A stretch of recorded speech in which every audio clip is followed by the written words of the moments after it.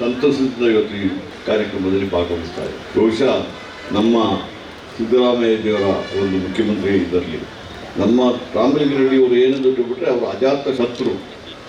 ಯಾರೇ ಯಾವುದೇ ವಿಚಾರದಲ್ಲಿ ಅವರು ಕೈ ಕೊಟ್ಟರು ತುಂಬ ಸಮರ್ಥನೆಯಿಂದ ಅವರ ಕೆಲಸವನ್ನು ನಿರ್ವಹಿಸ್ತಾರೆ.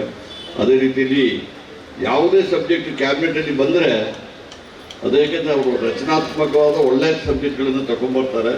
ನಮ್ಮ ಕ್ಯಾಬಿನೆಟಲ್ಲಿ ಮುಖ್ಯಮಂತ್ರಿ DCM ಎಲ್ಲ ಸೇರಿ ಎಲ್ಲ ಸಚಿವ ಸಂಪುಟ ಸಚಿವರುಗಳು ಸಮೇತ ಅವ್ರು ತಗೊಂಬರೋ ಯಾವುದಕ್ಕೂ ಇಲ್ಲ ಅಂತ ಹೇಳೋದೇ ಇಲ್ಲ ನಾನು ನೋಡ್ತಾ ಇರೋಂಗೆ. ಅದೇ ರೀತಿಯಲ್ಲಿ ನಿಮ್ಮ ಚಿಕ್ಕಮಗಳೂರದು ಬಸ್ ಸ್ಟ್ಯಾಂಡ್ ತಗೊಂಬಂದಾಗ, ಯಾಕಂದರೆ ಚಿಕ್ಕಮಗಳೂರು ಅಂತ ಬಿಟ್ಟರೆ ನಮ್ಮ ಕಾಂಗ್ರೆಸ್ಸವರಿಗೆ ಸ್ವಲ್ಪ ಪ್ರೀತಿ ಜಾಸ್ತಿ. ಯಾಕಂದರೆ ಬಿಟ್ಟರೆ ನಮ್ಮ ನೆಚ್ಚಿನ ಇಂದಿರಾ ಗಾಂಧಿಯವರಿಗೆ ರಾಜಕೀಯ ಮಾರ್ಗಜೀವನವನ್ನು ಕೊಟ್ಟಿದ್ದವರೇ ಈ ಚಿಕ್ಕಮಗಳೂರು. ಅದಕ್ಕೆ ಚಿಕ್ಕಮಗಳೂರು ಅಂದರೆ ಪ್ರತಿಯೊಬ್ಬರು ನಾವು ಹೆಚ್ಚು ಹೆಮ್ಮೆಯಿಂದ ಎಲ್ಲ ಕೆಲಸಗಳನ್ನು ಮಾಡಲಿಕ್ಕೆ ತಯಾರಾಗಿದ್ದೀವಿ. ಅದರಲ್ಲಿ ಸಮೇತ ಆಕಸ್ಮಿಕವಾಗಿರ್ಬೋದು ನಾನು ಇವತ್ತು ಚಿಕ್ಕಮಗಳೂರು ಉಸ್ತುವಾರಿ ಸಚಿವನಾಗಿ ಬಂದಿದ್ದೀನಿ. ಬಹುಶಃ ನಾನು ಒಂದು ಮಾತು ಅಲ್ಲಲ್ಲಿ ಹೇಳ್ತಾ ಇದ್ದೀನಿ, ನಮ್ಮ ಚಿಕ್ಕಮಗಳೂರಲ್ಲಿ 5 ಜನ ಶಾಸಕರಿದ್ದಾರೆ, ಸೀನಿಯರ್ಗಳಿದ್ದಾರೆ. ನೆಕ್ಸ್ಟ್ ರೀಸೆಂಟ್ಲಿಗಾದರೂ ನಮ್ಮಲ್ಲಿ ಶಾಸಕರಾಗಿ ಒಬ್ಬರಿಗೆ ಮಂತ್ರಿ ಮಾಡಿ ಈ ಜವಾಬ್ದಾರಿಯನ್ನು ಕೊಡಬೇಕೆಂಬುದಾಗಿ ಈಗಾಗಲೇ ನಾವು ಮುಖ್ಯಮಂತ್ರಿಯವರ ಹತ್ರ, DCM ಹತ್ರ ಮತ್ತು ಹೈಕಮಾಂಡ್ ಹತ್ರ ಸಮೇತ ಹೇಳಿದ್ದೀನಿ. ಅದಕ್ಕೋಸ್ಕರವಾಗಿ ಇನ್ನೂ ಆದರೂ ನಾನು ಚಿಕ್ಕಮಗಳೂರನ್ನು ನಾನು ಎಲ್ಲ ನನ್ನ ಸಂಪೂರ್ಣವಾದ ಒಂದು ನಂಬಿಕೆ ವಿಶ್ವಾಸ ಎಲ್ಲ ನಿಮ್ಮ ಮೇಲೆ ಇಟ್ಟಿದ್ದೀವಿ.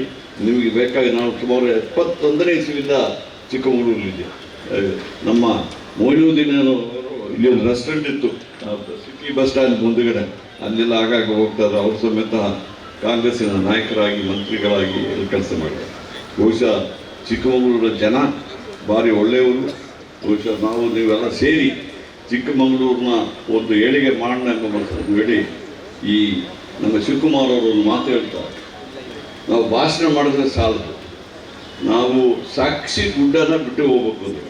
ಇವತ್ತು ತಮ್ಮೇನವರು ಆ ಕೆಲಸ ಮಾಡ್ತಾ ಇದ್ದಾರೆ, ಎಲ್ಲಿ ಹೋದರೂ ಸಾಕ್ಷಿ ಗುಡ್ಡ ಇಲ್ಲದೇ ಇಟ್ಟುಬಿಟ್ಟು ಹೋಗ್ತಾ ಇದ್ದಾರೆ. ಬಹುಶಃ ಇದು ಶಂಕುಸ್ಥಾಪನೆ ಸಮಾರಂಭ. ಇದನ್ನು 14 ತಿಂಗಳಲ್ಲಿ ಇದನ್ನು ಮುಗಿಸಿ ಮತ್ತಷ್ಟು ವಿಜೃಂಭಣೆಯಿಂದ ಈ ಒಂದು ಬಸ್ ಸ್ಟ್ಯಾಂಡನ್ನು, ಹೈಟೆಕ್ ಬಸ್ ಸ್ಟ್ಯಾಂಡನ್ನು ಒಂದು ಇನಾಗ್ರೇಟ್ ಮಾಡುವಾಗ ಇನ್ನಷ್ಟು ದೊಡ್ಡ ಸಮಾರಂಭ ಮಾಡುವಾಗ ನಮಗೆ ಹಕ್ಕಿದೆ ಹೇಳಲಿಕ್ಕೆ, ಸಮಾರಂಭ ಮಾಡೋಣ ಎಂಬುದಾಗಿ ಹೇಳಿಕೊಂಡು